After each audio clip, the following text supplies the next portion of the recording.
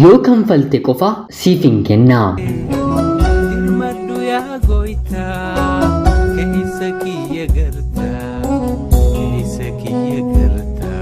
Yooyyaa ashama akkam jirtu kabajamtoota afurrisa qophii keenya. Nagaaf jaalalli tokkummaan bakka jirtan hundaatti hunda keessaniif haa ta'u jechaa guyyaa har'aallee seenaawwan nama barsiisan bashannansiisan keessaa tokko isiniif qabadheen dhiyaadheeraatii. Hanga xumura qophii kanaatti laayikii fi sheer akkanumallee sabskiraayib gochuun na waliin tura. Dhuma seenaa kanaattis odeeffannoo gabaa kan baankii fi kan gabaa gurraachaa meeqa akka ta'e jijjiiramni akkamii akka jiru isiniif qabadheen dhiyaadheeraatii kan isinirraa eegamu laayik sheer sabskiraayib gochuu qofadha. Kallachumaan gara seenaa guyyaa irraatti kan isin dabarsu ani Gammachiis Tashoomeedha.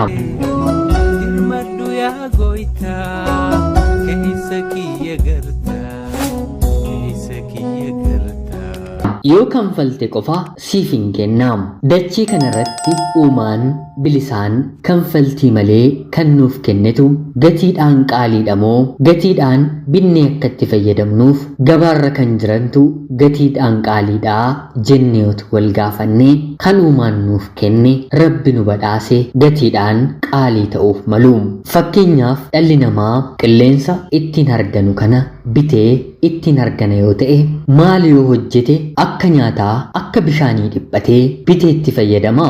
Namoonni hospitaala keessatti dhukkubsatanii sirni argansuu isaanii sombiif funyaan seeraan dalaguu fi dide guyyaatti gatii meeqa akka baasan tilmaamtanii yookiin immoo gaafattanii beektu. Naannoon ani jirutti dhiirri yookiin dhalaan hospitaala tokko keessa seenee tajaajila kana kan fayyadamu yoo ta'e yoo xiqqaate qilleensa baasuuf galchuuf guyyaatti qarshii 4,000 haga 8,000tti gaafatama. Yoo kan mootummaa ta'e xiqqoo ishee gadi bu'a. Kan dhuunfaa yoo ta'e garuu gatiinsaa dachaa fi isaa oliin. Rabbiin nan dhukkubiin hin jedhanii gaafa dhukkubsatan namaari jedhuuni. Namni har'a ilkaansaa tokko cabe yookiin immoo baqaqe akka guutamuu fi haaraan akka dhaabbatuu fi yoo barbaade hospitaala deemee qarshii meeqa akka inni kanfalu beektu. Madda dhiyoo kanan qabuun ilkaan tokko guutuuf yookiin immoo akka haaraatti hojjechuuf qarshii 25,000 haga 30tu barbaachisa. Rabbi garuu kan hundumaa yeroo nuuf kennu ilkaan 32 mangaagaa keenyatti yeroo biqilchu meezoo sharfee tokko nun gaafanne akkanumaan bilisaan nuuf kenne. Qarshii 30,000 ilkaan 30 gara 900tti siqaa. Kana jechuun otuu dhala namaatu har'a ilkaan kana nuuf kenna ta'ee maatiin keenyi ilkaan akka nuti qabaannu gochuuf qarshii miiliyoona 1 gaafatamu jechuudha. Kuni ilkaan qofaafi kutaa qaama keenyaa hirree otoo laallee namni tokko qaamni isaa meeqa baasa jennee otoo of gaafannee tilmaamuun nutti ulfaata. Kana hundumaa immoo ofirraa qabaannee harka miila fayyaa taanee galata rabbiif hin galchinu. Waan dhabne baatiidhaan waan argannu ni xiqqaate kanamoo jennee gadduu yaa carraa koo jennee gaabbuu malee fayyaan keenyi otoo dhukkubsannee meeqa akka baasu hedduu keenyaaf hin galu. Gatiin harka tokko meeqa jennee otuu wal gaafannee harki kan hojjetu kan fuudhu kan deebisu waan na ta'eef tilmaamuu hin dandeenyu. Maaliinis harka keenya bakka buusuu hin dandeenyu. Qaama hir'uu namoonni jennu garuu kan hir'atan kutaa qaama isaanii 100 meeqa keessaa tokko waan na ta'eef gatii qaama sanaa beeku. Baay'ee keenyaaf garuu yoo hir'anne kan qabnurraa tokkoon yoo gadi buune malee kuni gonkumaa nuuf hin galu. Waraqaa adii irratti qalama gurraachaan tuqaa otoo barreessanii dhala namaatiin waraqaa kanarraa maal argitaa jettee otoo gaafattee tuqaa argaan jiranuun jedhaam. Hundumti keenyu otoo gaafatamnee kanuma deebisnaam. Haa ta'uutii garuu waraqaa kana guutuurra halluun adii bakka hunda guutee jiraam. Tuqaan bakka xiqqishuu qabatteettiin yeroo hundaa nuti ilaaluu kan barbaannu bakka guute otoo hin taane bakka ishee xiqqishuu tuqaa sanadhaam. Rakkina keenyatu nutti mul'ataam. Waan qabnu waan ittiin jiraannu gatiin fayyaa keenyaa nutti mul'atu. Har'a qaama keenya keessaa bakki tokko miidhamee mana yaalaa yoo deemne meeqa akka baasnu hundumti keenya iyyuu ni beekna. Tokko tokko qaama keenya irratti Rabbi dhibeetoo nutti gadhiisee akkana ta'urra filannoo du'aa nuuf wayya jennee du'a kan filannu maali yaa Waaqayyoo kanamaaf na goote jennee kan boonyu lakkoofsa hin qabnu. Jaalalleewwan lamaan baay'ee wal jaallatanitu ture. Inni dhiiraa haadha abbaa fira kan jedhan hin qabu. Kutaa tokko haga 12tti yuunivarsiitii seenee haga eebbifamutti kophee namaaf qulqulleessee mana namaaf ergamee hojii humnaa baatee walakkaa barachaa walakkaan immoo hojjechaa of utubee nama guddatedha. Gatii qarshiin tokko nama galeefiidha. Nyaataa fi dhugaatiif haga kana hin dhiphatu. Dhiphinni isaa bor eessan gahaa maalirran gahaa kan jedhu ture. Jaalalleen saarree baay'ee isa jaallatti. Kan wal baran erga hojii qabatee nama ta'ee namni illee nama jedhee harkaan isa dubbisuu jalqabeeti. Dur akka namaatti otoo hin taane akka nama gatamaa tuffatamaa bakka hin qabneetti ilaalamaa. Guyyaa tokko olin jedha jedhee abdii waan na qabuuf qixxee namaa taa'een beeku. Gaduuf qabee jiraatee gaduuf qabee guddate. Kanaan jaalallee isaa waliin yeroo gaarii otoo dabarsaa jiru guyyaa tokko miirri dhukkubbiin karaa fincaansaa itti dhaga'amee jennaan maal ta'eenii jedhee jaalallee isaa gaafate. Kanaan isheenis insi dhiisaa darbee darbee rakkoon akkanaa dhalaarra dhiirarrattis inuma mul'ataa jettee deebistiifi. Kanaan ammas rakkoon kun guyyaatii gara guyyaatti itti jijjiiramaa dhufe. Fincaan qaama isaa keessaa fincaa'u bifti isaa halluu keelloo gurraacha ta'aa dhufe. Yeroo fincaa'us isa gubaa. Fincaan qabatee qabachuu hin danda'u. Miilli isaa harki isaas ni dhidhiitaa. Dhumarratti gara kaleessaatti itti dhaga'amuu yeroo jalqabu mana yaalaa deeme. Mana yaalaa deemnaan si'a 2 si'a 3 erga laalanii booda dhukkuba kalee sadarkaa olaanaa irra gahe. Yeroo gabaabaa keessatti kaleen kee siif hin jijjiiramu taanaan carraanati kanaan booddee dachee kanarra jiraattu baatii muraasaa jechuun itti himanii. Ni ulfaata mitiiree namuma nagaa jiraachaa ture rakkina hedduu dabarse reefu naaf bari'ee hojii qabadhee akkuma jedhetti kutaan qorumsaa gara biraan yerootti darbu namni kun jecha doktara kanaa dhagahee ni nahee ni wareeree. Haa ta'uutii garuu xiinsammuunsaa akka hin miidhamneef nama siif kennu argattee jennaan rakkoon qabu ammas carraa lubbuun jiraachuu guddaa qabdaa. Dhibee kanaadhaan kan tuqame reefu si qofaa miti namoonni miiliyoonaan lakkaa'aman addunyaa kanarraa dhibee kanaan namoota jiraatanii jedhanii sossobanii. Haa ta'uutii garuu namni kun fira obbolaa hiriyaa kana gochuufii danda'u of biraatii hin qabu. Kan isa bira jirtu jaalallee isaadha. Kanaan jaalallee isaatiin waan ta'e deemee isheetti hime. Battaluma isheenis otoo itti yaadiin rakkoo maal qabarii ani siif kana kennuu nan dadhabaayii kaleen koo kan siif kennamu dhiigni keenyi gosa tokko haa ta'u malee jettee deebisteefi. Innis guddaa galatoomii siif hin kenna naaf jechuu makeettuu akka amma ati naaf kenniteetti natti dhagahamaa jaalallee koo dhugaa waan taateef galatoomii jedhee galateeffate. Kanaan bulee jaalallee isaa fudhatee mana yaalaa deeme. Inni garee dhiigaa A qabaa. Namni tokko kalee waliif dabarsuuf gareen dhiigaa isaallee tokko ta'uu qabaa. Kaleensaas guutummaa guutuutti fayyaa ta'uu qabaa. Kanaan mucayyoon kunis deemtee ilaalamtee gosti dhiiga isaaniis tokkodha. Kaleen ishees fayyaa guutuu qabaa. Kanaan hakiimonnis baay'ee gammadanii.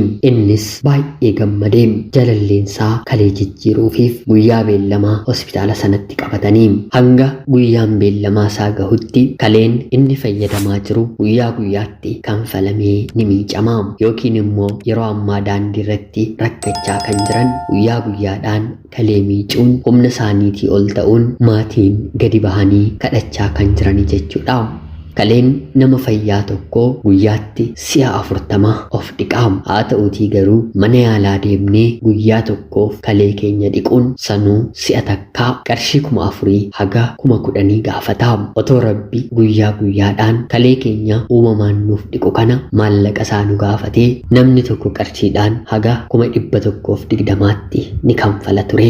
Haa ta'uutii kana Rabbi tola nuuf kennee kaleen keenyi akka nuuf dhiqaa jiruyyuu nuti ofii yaadannu uumaaf dinqii hin jettaniire. Kanaan haga sanatti dhiqachaa ture. Guyyaan kaleesaa jijjiirratus gahe. Jaalalleesaa bilbilee waamee ofii dursee achitti argame. Kanaan xiqqoo turtee jaalalleensaas dhufte. Otuu kutaa wal'aansaa hin seeniin jaalallee isheetiin bakka inni ciisu narsii yookiin immoo gargaartuun tokko otoo bira dhaabbattu akkana jettee gaafateeni. Gatiin kalee tokkoo meeqa akka ta'e intarneetii irraa barbaadeen ammareef argaa. Kaleen koo gatii amma kanaa ibaasa jedhee yaanne. Ani kalee kana gurguradhee jennaan halkan tokkotti akkan sooromu naaf hin galle. Kanaaf yaada kiyya jijjiireeraa bilisaan kalee kiyya siif hin kennu, qarshii kaleen koo baasu yoonaaf kennite malee jettee isatti dubbatte. Namni kuni baay'ee nahee reefuma hojii nama qabatudha. Maallaqa haga kanaas hin qabu.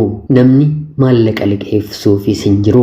Hiyyummaarraa reefu nama hojii qabatee gammachuu eegalee gammachuu sammuu butachuuf dhibeen dhukkubni kalee kuni kan isatti dhuftedha. Kanaan innis maalati jaalallee koo mitii boru nama waliin jiraannu miti, maaliif maallaqa na gaafattaa? Maallaqa kana akka ani hin qabne siitiin ol eenyutu naaf beekaa? Ani nama dhukkubsate jiraachuu fi du'uun koo kennuu kalee keetiin kan murtaa'u miti jedhee yeroo deebisuu fi maallaqa hanga kanaa bara jireenya koo keessatti yooman maaluma hojjedheyyuu argachuu waan hin dandeenyeef dhimmi jaalallee walii ta'uuf dhiisuun kana keessa wanti seenu hin jiru. Yeroon siif gaaffii jaalalaa keenaaf dhiyeessitee toleensiin jedhe kalee kiyyas siif hin kenna jedheen miti jettee deebistee fi yaada kee yoo jijjiirte naaf kanfaluu yoo dandeesse naaf bilbilii jettee dhiistee ni baate. Nan fayyaa hin naaf kenniti jedhee abdii godhatee siree kanarra ciisu jalqabeera. Haa ta'uutii garuu diddeenii deemtee dhugaa dubbachuuf miiran taanetu isatti dhaga'ame. Abdii kutate. Yeroon inni jiraatu kanaan booddee otuma kaleen kun miicamuyyuu baatii muraasaa fi kan qabu jaalalleessaadha. Jaalalleensaas garaatti jabaatte. Kanaan lafa lixu dhabee kan ittiin kaleemasaa kana miicullee maallaqa of harkaa fixee du'uun koo kan hin oolleef manuma koo keessa ciiseen nan du'a jedhee jireenyaaf abdii kutee manatti galee siree isaarra ciisu eegalee. Kaleen nama tokkoo miicamuu jalqabee addaan kutee jennaan immoo dhibeensaa guyyaadhaa gara guyyaa itti dabalaa deema. Dhukkubbiinsaa immoo hamaadha. Miillaan ejjetanii akka hin deemne taasisa. Qobaatti dhukkuba dhukkubsatanii miti. Namni hedduun waliin ta'uu qaba. Kanaan mana isaatti galee namni kuni guyyaa du'a isaa eeggachuu eegalee. Haa ta'uutii garuu dadhabee ol jechuun isatti ulfaatee nyaatas erga gara afaan isaatti butee guyyoota muraasa erga bobbolee booda bilbilli tokko ni bilbilamaa fi hospitaalarraatii kaleessaa namni siif kennu argameeraa kan jedhu ture. Nahee bakka dadhabee humna mooraalii godhatee eenyudhaa jedhee gaafa gaafatu eenyummaa isaa akkasiif ibsinuuf amma nuuf hin eeyyamamne maaloo dhibeen kee kanaa ol otoo hin ulfaatiin dafii hospitaalatti argamii kan jedhu ture. Fiigees kan dura beeluudhaan ofirraa ka'uu dadhabe hospitaalatti argame. Kaleenis kennamee fi erga waan hundumtuu xumuramee booda gammadee gara fayyaa isaatti deebi'ee doktara opereeshinii kana gaggeesseen anoo fira haadha abbaa obbolaa aantee hiriyaa jaalallee amma homaa of biraan qabuu eenyutu kalee isaanaaf kennee jedhee gaafateeni. Kanaan doktarri kunis dubartii kaleessaa kennitee fi waamaanii jedhee isheenis reefuma qaama ishee keessaa waan baastuuf wiilchariidhaan oofanii fidaniini. Yeroo jaalalleensaa kalee kiyya siif kennuuf maallaqa naaf kanfaluu qabda jettu bira dhaabbatee dhagahaa kan turtedha. Yeroo sumatti baay'ee gadduufiin yaada kalee kana kennuu fi godhattee dhumarratti murteessuun akka kennitee fi isheenis itti himte. Kanaan maaltummoo si kakaasee kaleen waan salphaa miti. Kutaa qaama kee keessaa kutteetu naaf laattee anoo fira riyyaa aanteen qabu jedhee yeroo gaafatuuni waggoota muraasa dura abbaan kiyya dhibeema kanaan dhukkubsatee mana yaalaa seenee ture. Kaleensaa haa jijjiiramu jennaan maatii keenya keessaa namni gosa dhiigaa abbaa koo qabu dhibamee anis kennuu fi yaallaan hin ta'uun jedhamee duuti nutti saffistee otoo nuti jijjiirraa kalee barbaadaa jirru abbaa keenya lubbuusaa dhabnee yeroo ati jaalallee kee kadhattu lubbuun kee ni darba jedhee yeroo suma naasuun na weeraree yoon siif kenne ni jiraataa anis kalee tokkoon nan jiraadhaa waan hin ta'uun qabu kanaaf siif kennee jettee isatti himte. Innis baay'ee ishee galateeffatee bakka nama fira aantee dhabetti nama taatee fi kanaan lamaan isaaniiyyuu kutaa ciisichaa tokkotti tokkotti erga bakki baqaqee hodhame hanga Qoruufitti erga waliin turanii booda mana isaaniitti galanii kanaan booddee garuu namni kun halkanis guyyaas waa'ee mucayyoo kanaa yaaduu jalqabe. Miirumti kun immoo karaa ishees akkanuma ta'e. Kana gidduutti jaalalleensaa maallaqa yoonaaf kennite malee kalee kiyya siif hin kennu jette fayyuu kalee argachuu isaa dhageessee ifa manaaf godhii yeros maaltu akkana tuqe hin beekuu jettee gaafatteeni. Kanaan innis guyyaa rakkinaa eenyummaa keenya isa keessaa nutti argisiisa. Si jechuun anaaf kalee kiyya isa dhukkubsataadha. Kaleen kiyya dhukkubsataa immoo otoo har'a jiraatee na dhukkubsachiisee na ajjeesa ture. Ati anaaf nama du'edha. Har'aa kaasee ijaanuu si arguun barbaadu jedhee ofirraa mana isaatii baasee karaa biraa immoo mucayyoo kalee jijjiirteefiif habaaboo babbareedoo qabatee ishee bira deemee ni kenneefiis. Habaaboon kun anaaf malaayii jettee yeroo gaafattu otoo danda'amee habaaboo addunyaa kanarraa babbareedoo ta'an buqqisee fidee siif hin kennee hin siif malaa kalee keetiin jiraachaan jira. Waan ati har'a kalee keenaaf kenniteef sombi koo harganaa dhiigni koo hojjetaa miilli koo oliif gadi deemaa jedhee kenneefi. Jaalallis yeruma kana gidduu isaaniitti uumame. Wal jaallatanii nama rakkate immoo Waaqayyo ni gargaara mitiire. Nama rakkina isaa waliin deemu isaaf yaadu foonsaa kutee nama kennuufi waan argateef jireenya isaa saafe garuu gammachuu boqonnaan gaa'ela gaarii dhaabbatee ilmaan horatee jiraachuutti fufee. Qorumsi dhukkuba kalee kanaas qorumsa dhumaa jireenya isaa ta'ee Waaqni jaalallee isaa duraa keessa eenyummaa ishee waan beekuuf eegumsa jireenya isaa fuulduraaf godhuuf qorumsa kana kenneefi isheedhaan jireenya isaa keessaa baasee nama isaaf yaaduu danda'u immoo kenneefi.